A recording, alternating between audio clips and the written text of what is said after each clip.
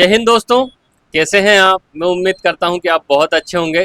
दोस्तों, मैंने आपसे वादा किया था कि जो एमपीपीएससी की राज्य सेवा परीक्षा प्लस उस एमपीपीएससी जितने सारे एग्जाम कंडक्ट कराती है, जिसमें सहायक प्राध्यापक परीक्षा, राज्य वन सेवा, राज्य अभियांत्रिकी सेवा, आयुष विभाग की परीक्षा, एडुपीओ, तो इसमें जो क्वेश्चन पूछे जाते हैं उसको मैं आपको दोस्तों सॉल्व कराऊंगा। ये विगत वर्षों में पूछे गए क्वेश्चन है, तो ये आपके लिए काफ़ी ज़्यादा महत्वपूर्ण रहने वाले हैं, क्योंकि इससे आपकी जो तैयारी रहेगी वो धारदार होगी। और जो भटकाव आता है कि किस लेवल के एमपीपीएससी क्वेश्चन पूछती है, उससे भी आपका काफ़ी ज़्यादा सही मार्गदर्शन मिलेगा और सही तैयारी हो पाएगी। तो आइए दोस्तों शुरू करते हैं। हम प्रत्येक दिन 25 क्वेश्चन सॉल्व कराएंगे, जिसमें 25 तो रहेंगे, पर मैं इतनी सारी आपको महत्वपूर्ण जानकारी प्रदान करूंगा जिससे 25 कन्वर्ट होकर करीबन 100 क्वेश्चन आपके हो जाएंगे। तो आइए दोस्तों शुरू करते हैं।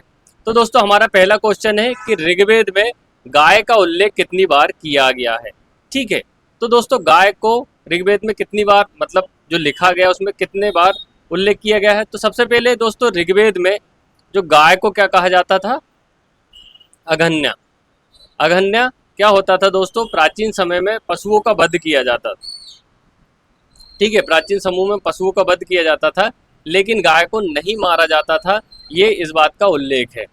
तो दोस्तों कितनी बार किया गया, 176 बार उल्लेख किया गया है, एमपीपीएससी ने पूछा गया क्वेश्चन है। फिर दोस्तों ऋग्वेद के बारे में जानते हैं। तो ऋग्वेद दोस्तों 4 वेदों में सबसे प्राचीन वेद है। ठीक है, जिसमें जो इसमें 10 मंडल है और 228 सूक्त है। इसके साथ ही दोस्तों इसमें सर्वाधिक बार अगर ऋग्वेद में हम बात करें, सर्वाधिक बार तो इंद्र का उल्लेख किया गया है। इंद्र का उल्लेख कितनी बार किया गया है, 250 बार दोस्तों ऋग्वेद में इंद्र का उल्लेख किया गया है। फिर अग्नि का कितनी बार किया गया है, अग्नि का कितनी बार किया गया है, 200 बार उल्लेख किया गया है। ठीक है दोस्तों, तो ये हो गया हमारा पहला क्वेश्चन।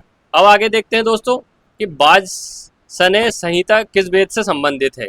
तो दोस्तों इसका जो अर्थ है या यजुर्वेद से संबंधित है, इसका जो आंसर रहेगा। अब दोस्तों यजुर्वेद के बारे में देखते हैं। तो दोस्तों यजुर्वेद क्या है,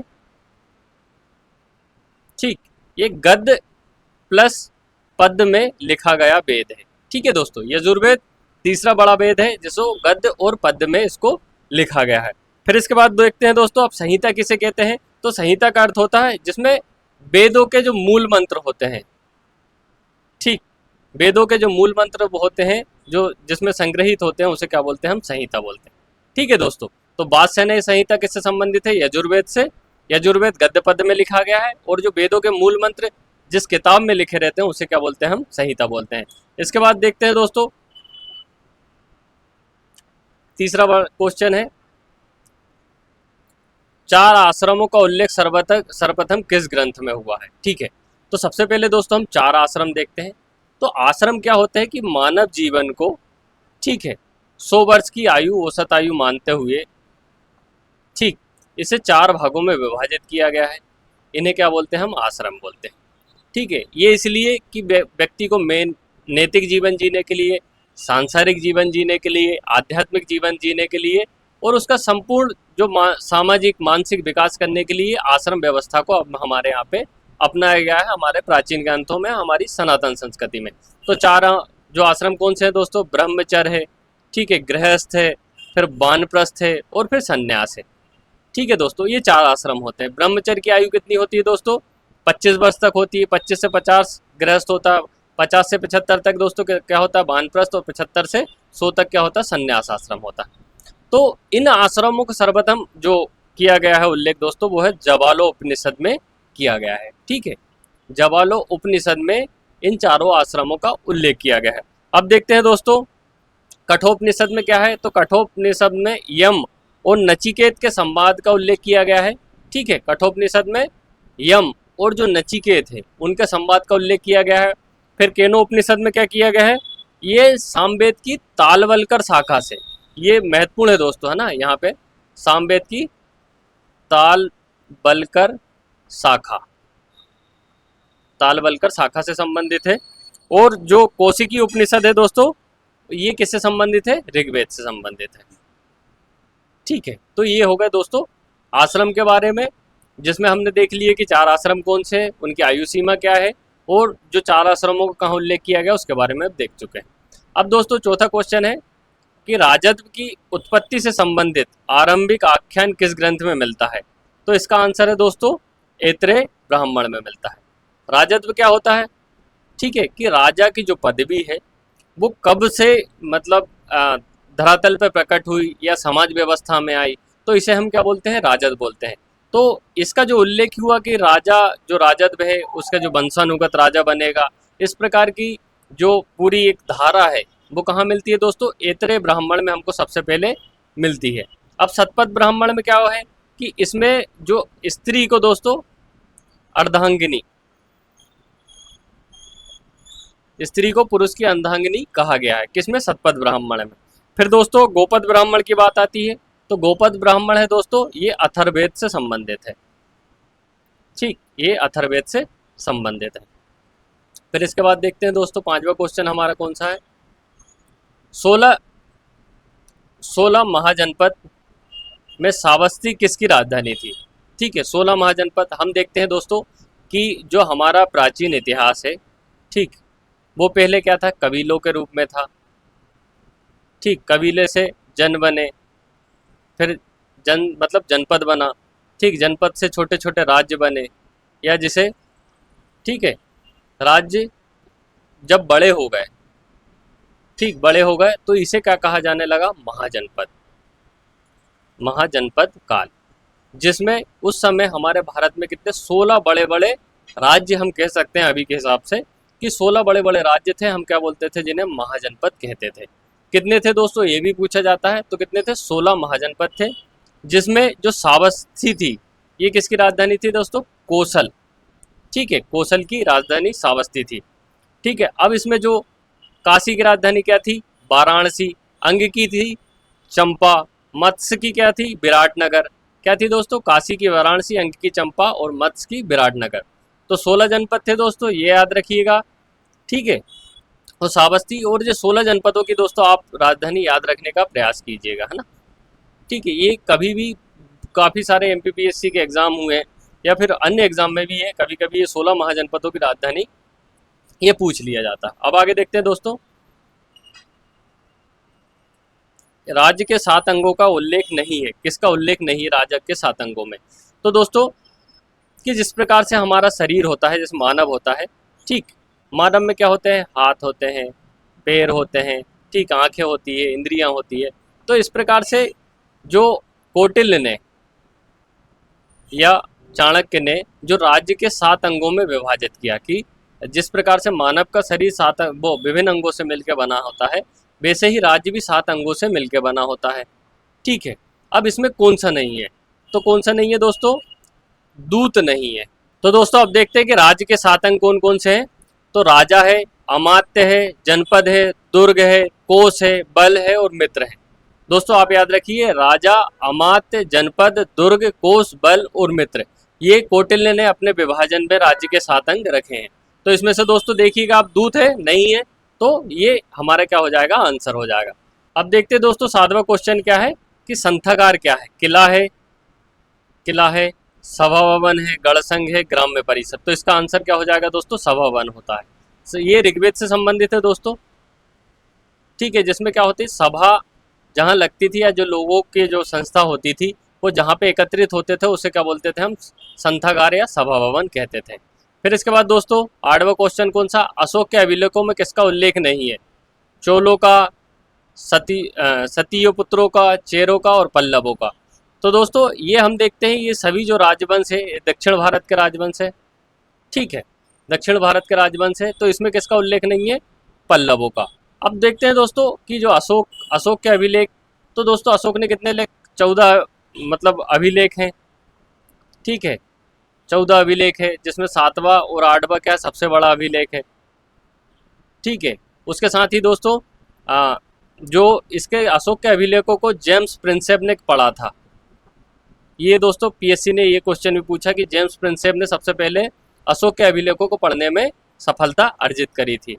और दोस्तों इसमें जो मास्की और गुर्जरा अभिलेख, मास्की या गुर्जरा अभिलेख, ये भी पूछा गया क्वेश्चन है कि इसमें अशोक का नाम अशोक मिलता है। ठीक है, कि कौन से अभिलेख में अशोक का नाम अशोक मिलता है? तो दोस्तों 2 अभिलेख है, मास्की और गुर्जरा। इन दोनों अभिलेखों से हमें जानकारी प्राप्त हो जाती है कि अशोक का नाम अशोक था। फिर दोस्तों अगला जो क्वेश्चन है, कुप्याध्यक्ष। ठीक है, कौटिल्य का कुप्याध्यक्ष कौन होता था? खान प्रबंधक, सैन्य प्रमुख और न्यायाधीश। तो वन पदार्थों का जो प्रबंधक होता था दोस्तों, उसको क्या बोलते थे? कुप्याध्यक्ष। ठीक है, जो वन के जितने भी दोस्तों हम देखते हैं कि जो जड़ी बूटियां वगैरह, तो इनको सबको मैनेज करने वाला कौन होता था दोस्तों? कुप्याध्यक्ष होता था। फिर इसके बाद बौद्ध ग्रंथों में अशोक की दो पुत्रियों का उल्लेख मिलता है। एक का नाम संघमित्रा था, दूसरी का नाम क्या था? असंघमित्रा, पद्मावती, चारुमती, कारुबाकी।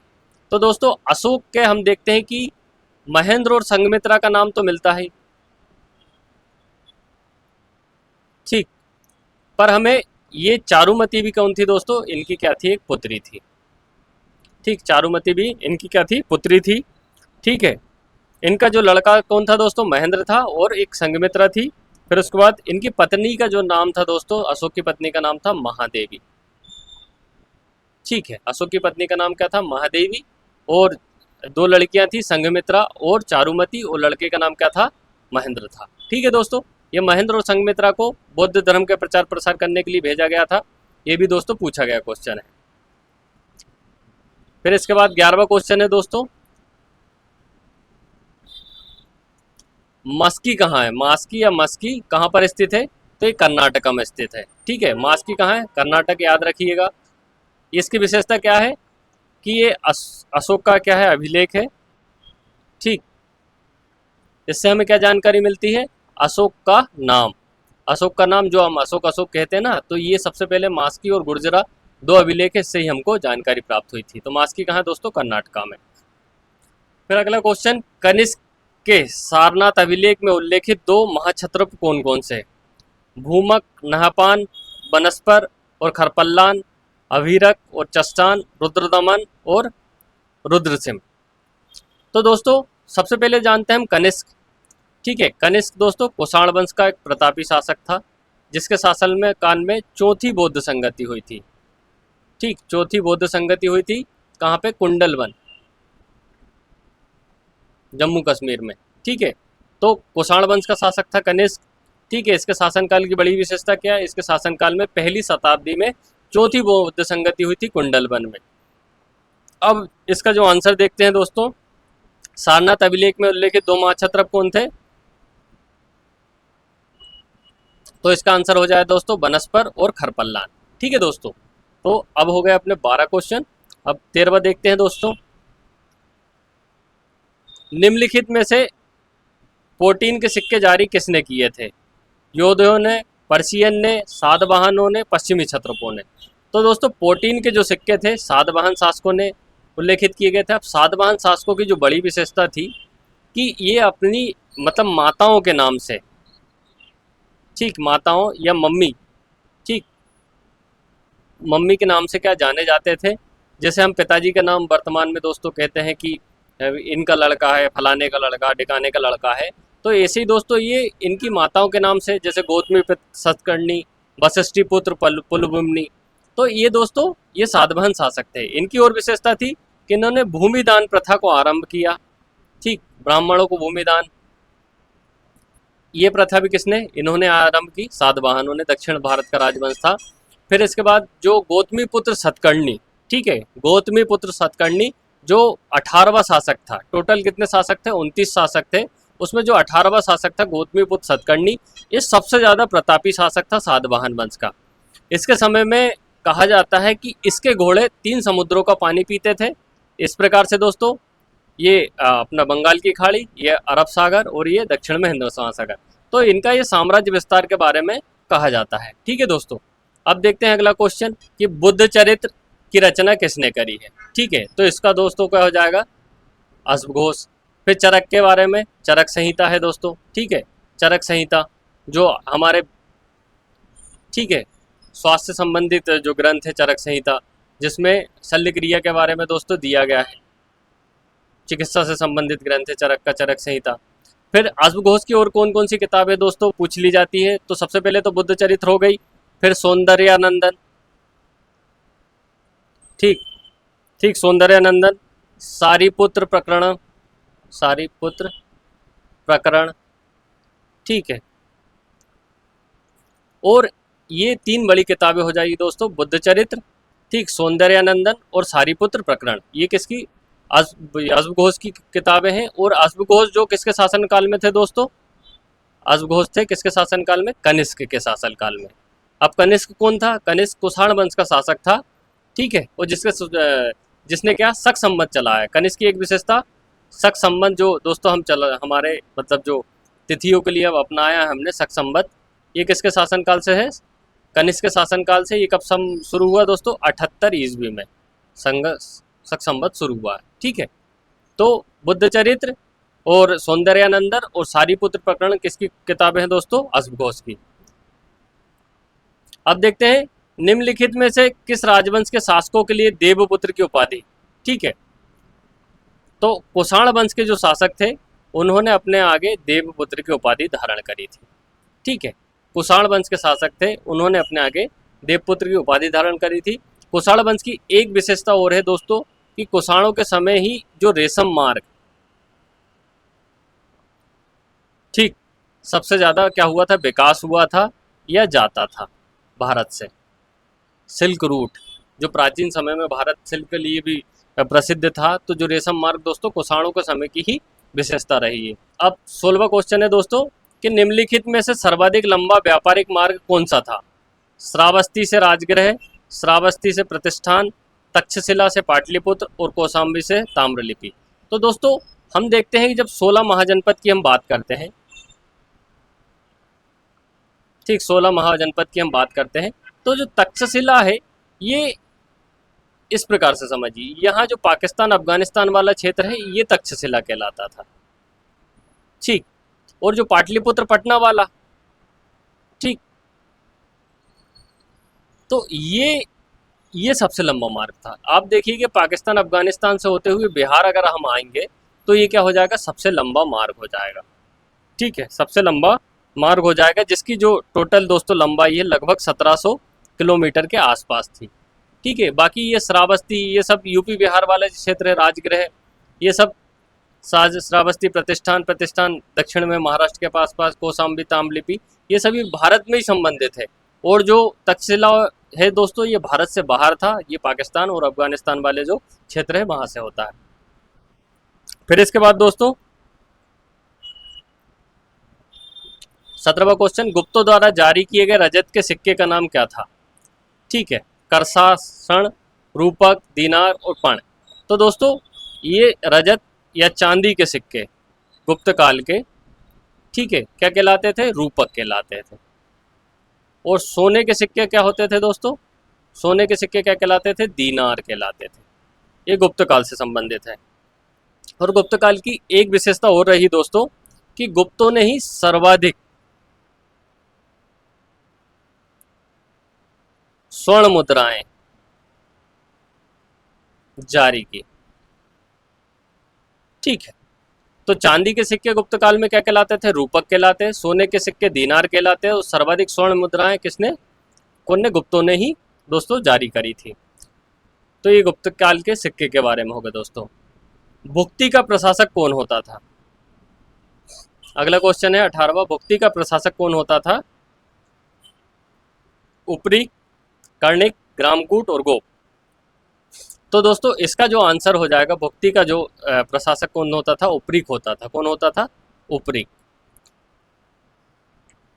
दोस्तों ये जो उपरीक है ये गुप्त काल से संबंधित है, ठीक है। गुप्त काल में क्या होता था, गुप्तकाल में जो प्रशासनिक व्यवस्था थी, ठीक है,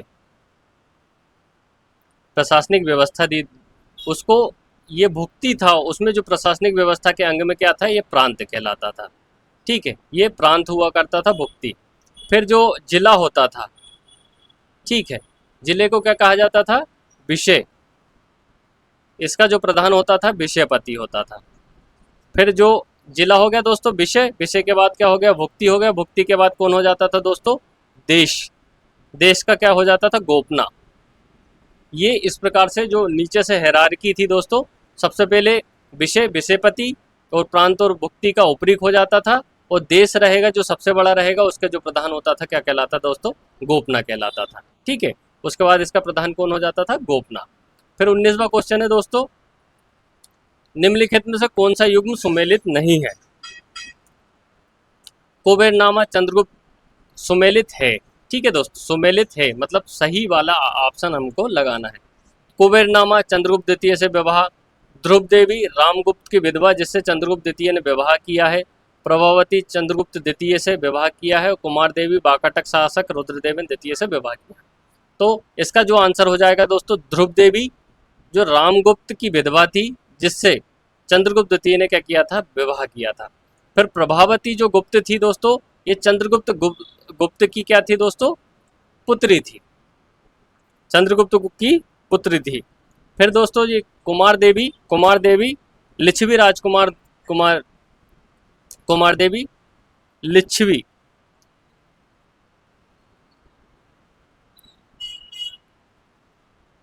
प्रिंसेस थी। ठीक है, और ये कौन थी? चंद्रगुप्त प्रथम था, उसकी कौन थी? पत्नी थी।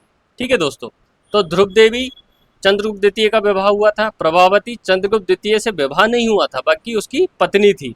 और जो कुमार देवी थी ये लिच्छवी राजकुमारी थी जिसका जो विवाह हुआ था दोस्तों चंद्रगुप्त प्रथम से हुआ था। ठीक है दोस्तों, इसके बाद अगला क्वेश्चन है 20वां क्वेश्चन, निम्नलिखित में कौन सा स्थान जेतवन बिहार से संबंधित है? ठीक है, पिपरहा, राहेत, महेत और तिलोरा कोट। तो इसका दोस्तों आंसर क्या हो जाएगा? इसका आंसर हो जाएगा महेत। फिर पिपरहा बौद्ध युग से संबंधित है, बौद्ध धर्म से। ठीक, जेतवन बिहार क्या होते थे दोस्तों? बौद्ध धर्म से संबंधित है। और बौद्ध धर्म में जो बिहार होते थे ये बौद्ध भिक्षु जहाँ रहते थे, ठीक है, और तपस्या वगैरह जो करते थे उसे क्या बोलते थे? बिहार बोलते थे। ठीक, तपस्या स्थली कह सके तो ये बिहार हो सकते हैं, बिहार होते हैं। मतलब जेतवन बिहार किससे संबंधित है?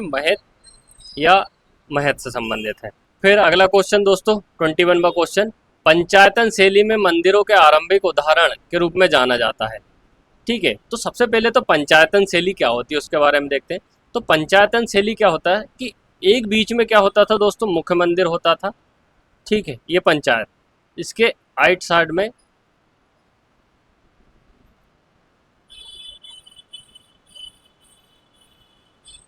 ये 4 मंदिर होते थे।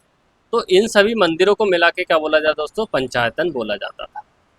ठीक है, तो इसमें जो पूछा गया कि सबसे पहले पंचायतन शैली क्या है कि पंचायतन शैली में एक मुख्य मंदिर होता था, उसके राइट साइड में कितने? 4 मंदिर होते थे। इन 5 मंदिरों को मिलाकर क्या बोलते थे? हम पंचायतन शैली बोलते थे।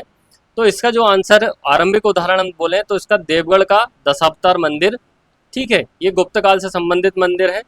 तो ये देवगढ़ का दशावतार मंदिर पंचायतन शैली से संबंधित है। अब और आपके दिमाग में मतलब क्वेश्चन आ रहा होगा कि और कौन सा है? तो दोस्तों हम देखते हैं कि जो खजुराहो में मंदिर है, ठीक, खजुराहो के जो मंदिर है वो भी पंचायतन शैली में निर्मित है। और जो गुप्त काल से संबंधित दोस्तों और जो मंदिर है उसमें कौन कौन से हैं? और जो गुप्त काल के मंदिर, भूमरा का शिव मंदिर है, ठीक है, नचना कोठार का पार्वती मंदिर है, ये सभी गुप्त काल से संबंधित है। इसके बाद देखते हैं दोस्तों 22वां क्वेश्चन कि निम्नलिखित में से किसके प्रशासन में स्त्रियों को उच्च प्रशासनिक पदों पर नियुक्त किया जाता था? तो ये सभी दोस्तों, ठीक है, चोल, पाल, प्रतिहार और चालुक्य। इसका आंसर क्या हो जाएगा दोस्तों? चालुक्य। मतलब स्त्रियों की जो अच्छी स्थिति को उनके शासनकाल में रही, चालुक्य के शासनकाल में। ठीक है, ये दक्षिण भारत का राजवंश था दोस्तों। ठीक है, अब देखते हैं कि जो चोल वंश का संस्थापक कौन था? तो विजयालय था। पाल वंश का था दोस्तों गोपाल था। ठीक है, और गुर्जर प्रतिहार वंश था दोस्तों, इन्होंने क्या किया था? गुर्जर प्रतिहार वंश ने जो त्रिपक्षीय संघर्ष था कन्नौज पर अधिकार को लेकर, ठीक है, जिसमें 3 राजवंश थे, प्रतिहार, राष्ट्रकूट और पाल वंश। ठीक है, तो इसमें इन्होंने भाग लिया था। तो स्त्रियों की उच्च प्रशासनिक नियुक्ति के बारे में चालुक्य में। फिर विक्रमशिला जो महाविहार है कहाँ पर स्थित है दोस्तों? विक्रमशिला महाविहार कहाँ? भागलपुर। ये कहाँ आता है? बिहार में आता है।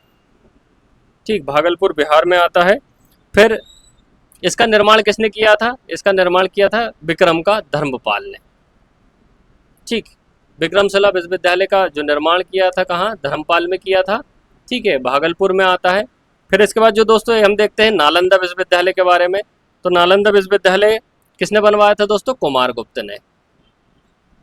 ठीक, नालंदा विश्वविद्यालय किसने बनवाया था? कुमारगुप्त ने। और ओदंतपुरी विश्वविद्यालय। ठीक है, ये किसने बनवाया था? गोपाल ने। ये 3 बड़े विश्वविद्यालय प्राचीन काल के हैं दोस्तों, जिनके बारे में पूछ लिया जाता है। तो विक्रमशिला कहाँ है? सबसे पहले तो भागलपुर में है। ठीक, किसने बनवाया? धर्मपाल ने। फिर नालंदा विश्वविद्यालय कुमारपाल ने बनवाया, और ओदंतपुरी विश्वविद्यालय गोपाल ने बनवाया। ठीक है दोस्तों, ये हो गया हमारा 23 क्वेश्चन। 24वां क्वेश्चन है दोस्तों, ईशान बर्मन किस राजवंश से संबंधित है? ठीक है, ईशान बर्मन किस राजवंश से संबंधित है? सेन, पाल, मोखरिक, प्रतिहार। तो दोस्तों इसका जो आंसर हो जाएगा मोखरिक वंश से संबंधित है ईशान पाल। ये जो मोखरिक वंश था दोस्तों, ठीक है, ये गुप्तों के पतन के बाद आया था। ठीक, इनका जो क्षेत्र था दोस्तों, कन्नौज के आसपास वाला क्षेत्र। ठीक, कन्नौज के आसपास वाला क्षेत्र ये इसमें आता है। तो ईशान बर्मन किससे? मोखरिक वंश से। फिर अगला क्वेश्चन दोस्तों, कोणार्क के सूर्य मंदिर निम्नलिखित में से किस राजवंश से संबंधित है? शैलोद्धव, भौम, गंग और सोम।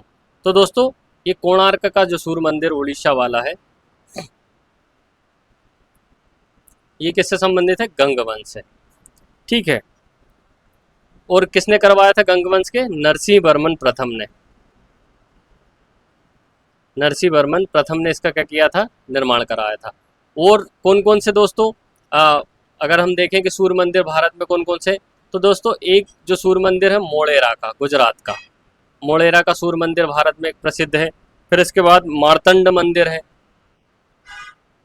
मार्तंड मंदिर ये कहाँ है? जम्मू कश्मीर में।